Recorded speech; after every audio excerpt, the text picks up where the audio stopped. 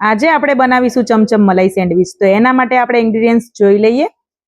તો અહીંયા આપણે 6 સ્લાઇસ લીધી છે ફ્રેશ ક્રીમ, અડધી ચમચી ખાંડ અને 4 ચમચી મિલ્ક પાવડર અને 4 ચમચી ડેસિકેટ કોકોનટ, 2 ચમચી મિક્સ ડ્રાય ફ્રૂટ અને 1/2 કપ સિરપ લેવાની છે આપણે ગુલાબની।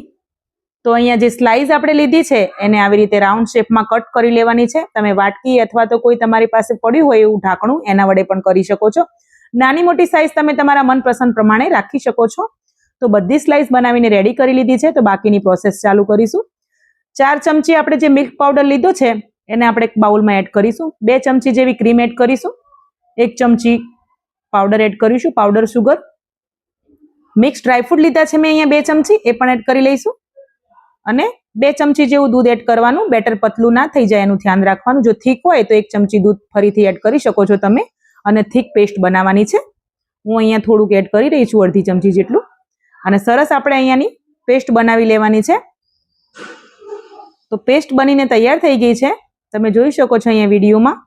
હવે આપણે 1/2 કપ અહીંયા ગુલાબ સિરપ લીધું છે, એ પણ મિક્સિંગ બાઉલમાં લઈ લેવાનું છે। તો હવે આપણે બાકીની પ્રોસેસ કરીશું। આપણે જે ક્રીમ બનાવીને રાખી છે એ આપણે એડ કરવાની છે। એક સ્લાઇસ લઈ લેવાની અને આવી રીતે ફરતે સરસ આપણે એને લગાવી દેવાની છે। અને બીજી સ્લાઇસ આપણે લઈને એની ઉપર ફિક્સ કરવાની છે, આ રીતે ચોંટાડી દેવાની।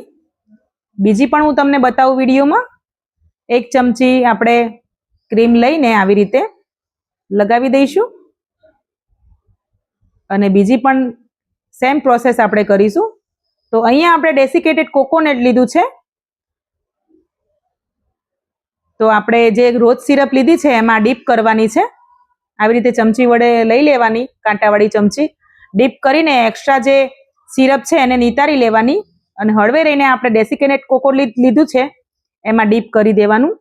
ઉપરથી પણ આપણે આવી રીતે ભભરાવાનું, જેથી કરીને ઉપર નીચે બધી જ જગ્યાએ કોકોનટ લાગી જાય। તો આ ચમચમ રસમલાઈ ખૂબ જ પસંદ આવશે તમને। આ સેન્ડવિચ જે આપણે બનાવી રહ્યા છે એ ફ્રીજમાં મૂકીને ઠંડી કરીને ખાવાની, નાના મોટા બધાની ફેવરેટ બની જશે। નથી ગેસ ચાલુ કરવાની કોઈ જાતની ઝંઝટ અને ફટાફટ બની જાય છે। કોઈ ગેસ્ટ આવ્યા હોય અથવા તો કંઈ નાનું મોટું ફંક્શન હોય, કોઈ ફેસ્ટિવલ હોય તો પણ તમે બનાવીને તૈયાર કરી શકો છો ફટાફટ। કંઈક યુનિક અને અલગ લાગે છે આ ડીશ। અમને તો બધાને ખૂબ પસંદ આવી। એકવાર તમે અવશ્ય બનાવજો, ખાજો અને એન્જોય કરજો। તમને પણ ખૂબ જ પસંદ આવશે અને કમેન્ટ કરીને ચોક્કસથી કહેજો કે તમને અમારી રેસીપી કેવી લાગી। તો તમે જોઈ શકો છો અહીંયા આપણે બીજી પણ બનાવીને રેડી કરી લીધી છે। તો આપણે ટોટલ અહીંયા 3 સ્લાઇસ કટ કરી હતી, તો ઉપર નીચે આપણે એડ કરી છે। તો 3 મસ્ત મજાની આપણી મીઠાઈ બનીને તૈયાર થઈ ગઈ છે। તો અહીંયા થોડા મેં પિસ્તાના કતરન કરીને રાખી છે ગાર્નિશિંગ માટે, એ પણ આપણે એડ કરી લઈશું। અને વિડીયો પસંદ આવે તો ચોક્કસથી વિડીયોને લાઇક કરજો અને જો ચેનલ ઉપર નવા હોય તો આવી નવી રેસીપી જોવા માટે ચેનલને સબસ્ક્રાઇબ કરજો। બાજુમાં આપેલું બેલ આઇકન છે એને પણ પ્રેસ કરી દેજો, જેથી નવી અપડેટ તમને મળી શકે વિડીયોની। અને શેર પણ કરી દેજો વિડીયોને। એકવાર અવશ્ય બનાવજો, જોવા માટે મારી સાથે બને રહેજો, કમેન્ટ કરીને કહેજો કે તમને આ ડીશ કેવી લાગી। ચમચમ મલાઈ સેન્ડવિચ બનીને તૈયાર થઈ ગઈ છે। એક નવી રેસીપીમાં મળીશું નેક્સ્ટ વિડીયોમાં। જય શ્રી કૃષ્ણ બધાને।